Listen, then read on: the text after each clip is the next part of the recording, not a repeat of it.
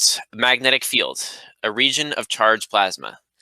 Everything to do with space weather and solar events all has to do with the sun's magnetic field, so it's imperative that we know what that is. Solar wind.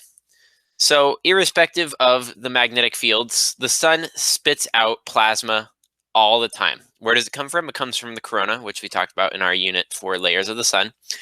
And the solar wind does a few things. One, it actually knocks satellite down towards Earth. It slows them down and knocks them into Earth's gravity well.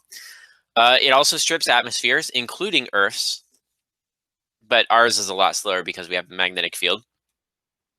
And then three, it douses things with radiation, although not as bad as just the background gamma radiation.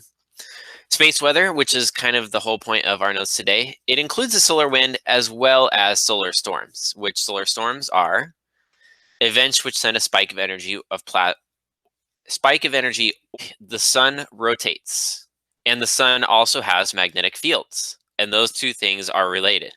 So what happens is magnetic fields usually go north to south, right? Earth's magnetic field does that. Magnets have that. Well, here's the thing. Because the sun rotates at different speeds, those magnetic field lines get twisted. So the north and the south pole, the poles of the sun, actually rotate slower than the equator. And that kind of seems weird. Like on Earth, the magnetic field lines rotate at the same speed as the Earth because the poles and the equator generally have the same axis of rotation. They rotate at the same angular velocity.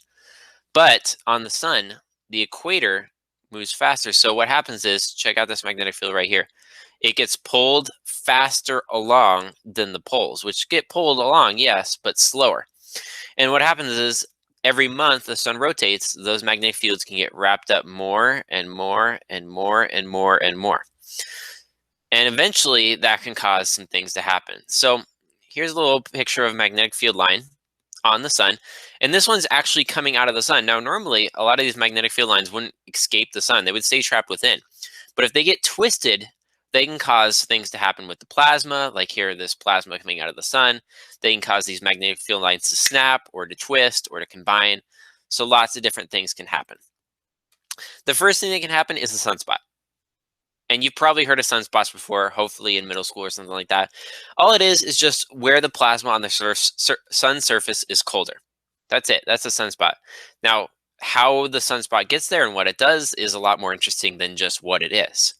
So how does a sunspot get there? It's because, if we can go back a slide, these magnetic field lines leaving the sun can trap plasma on the sun's surface.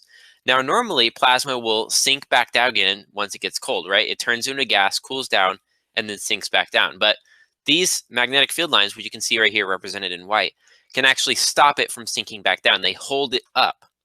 And when they hold it up, it doesn't really go anywhere. It just sits there being cold. And that's actually how it gets there. Now, there's a few different details about sunspots, right? They're colder, obviously. 3,000, 4,500 Kelvin is colder than the 6,000 of the sun's surface. They can be really, really big. I mean, 16 kilometers is big, but 160,000 kilometers, that's really, really big. You can fit a couple of Earths in that. They last a little bit of time, maybe up to a month. So mainly a few days to 2 weeks, but really, really big sunspots can last up to a month or two. Now, why are sunspots important? Well, first of all, sunspots tell you that stuff is happening on the surface, right? Without magnetic field lines coming out of the surface, you wouldn't have a sunspot. And what happens is, if you have magnetic field lines, you're going to probably have some solar flares or coronal mass ejections or prominences along with them. They signal that other things are happening with the magnetic field lines.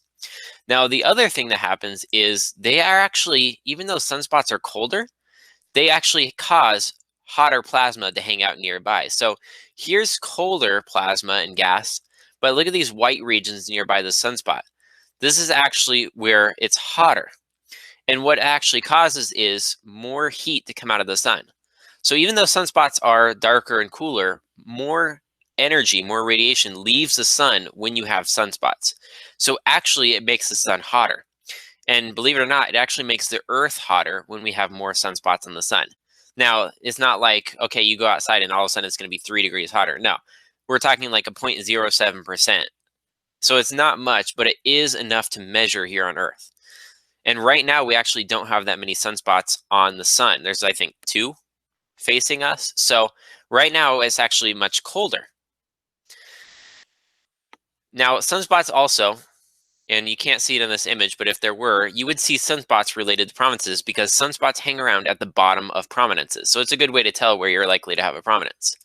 A prominence is just a huge arc of plasma coming out following the sun's magnetic field. So if you remember earlier, I had the image of the magnetic fields. Well, we can't see them here, but there would be magnetic field lines going from this side to this side.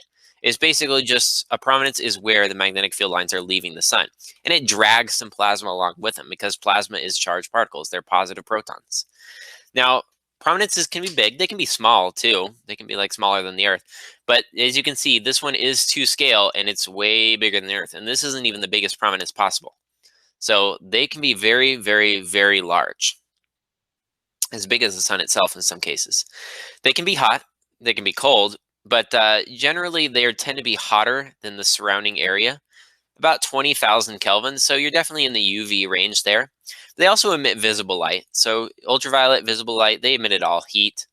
And they can last for a long time. Just like sunspots, they can last up to months. So prominences and sunspots are related because usually you have sunspots near prominences, but you can also have sunspots without prominences as well. It just depends. Now, solar flares. Now, we're probably starting to get into things you haven't heard of before. Maybe you've heard of a solar flare. Basically, solar flare, just think of it as a sudden blast of energy, like almost like a laser light streaming out from the sun. Now, it's not as concentrated as laser light, but it's similar in that they're both energy. So it could be X-rays, it could be visible light, it could be UV. In a very, very strong solar flare, it can actually be gamma rays. You'll see more of that on the assignment 2.6. And basically, all it is just a lot of energy happening all at once in a small area. And when I say a lot of energy, 10% of the entire sun output in a small spot on the sun. So, I mean, if we look at this solar flare right here, that's maybe, I don't know, 1/1000th of the sun's surface, but 10% of the sun's energy in 1/1000th surface is a lot of energy in one spot. Now, here's the good news. Even though this is a lot of energy, the Earth is a really, really, really small target. We're really far away. We're 160 million kilometers away from the sun. So almost every single solar flare that happens misses Earth. It goes off in a different direction, either above, below, to the left, to the right. So we can see these things with satellites, but they just don't hit the Earth at all. And that's a good thing, as you'll actually see happen. And they happen pretty often, every week. In fact, August 16th, we had a solar flare. It wasn't that big, but we did have one then. I'm sure ones happened between August 16th and now. They happen all the time. Big ones don't happen that often, though. So usually the solar flares tend to be really small. They wouldn't really affect Earth, even if they did hit us. There are a few things that they can do if they do hit us. Usually they're a bunch of X-rays and UV light. And here's the good news. The ozone layer blocks UV light, and X-rays are just blocked by regular atmosphere. So most of the time, if you're just a human or a guinea pig or anything sitting on the surface of the Earth, Earth's atmosphere protects you completely. They can't do any damage to you on Earth. Now, there is some things they can do damage to. Satellites, right? If you have direct TV, you got satellite TV. If you use GPS, they can damage satellites. Now, satellites can be protected if you know the solar storm is coming. If you know the solar flare is coming, you can turn off the satellite or put it in a hibernation mode. And usually we can protect our satellites that way. So most of the time, your satellites will be fine if you know it's coming. And that's why it's important that somebody's watching the sun at all times. So that if you look right here, 15 minutes warning is not a lot of time to tell people that own the satellites, hey, you need to shut these things down. Now, if you're a human out in space, I have some bad news for you because X-rays can go through a spacesuit.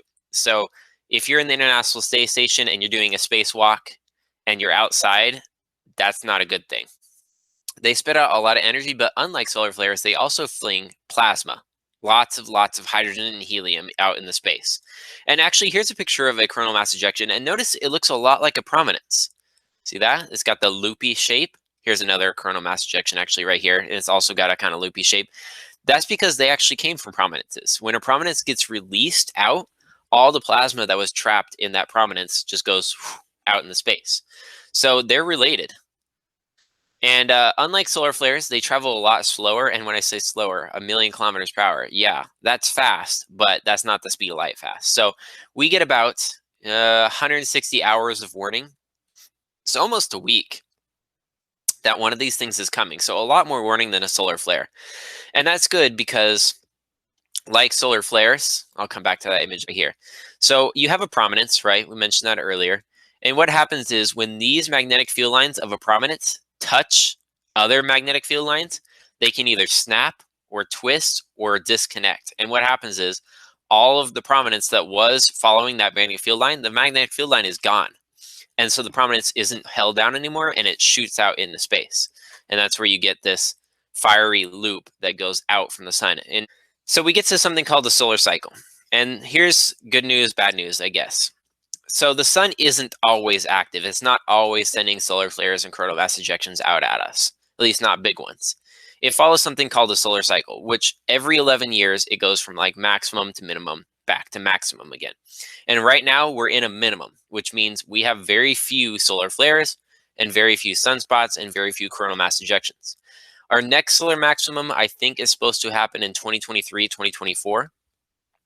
And all it means is basically you've got more twisted magnetic fields, you got more sunspots, and more solar flares. Now, our last solar maximum happened in about 2013, 2014. And it was actually a really weak solar maximum. So these things can be different strengths as well. You can have strong solar maximums, you can have weak ones, you can have ones where you have hundreds of sunspots, you can have a solar maximum where you only have 40 or 50 sunspots. So it just depends on what's happening in the sun.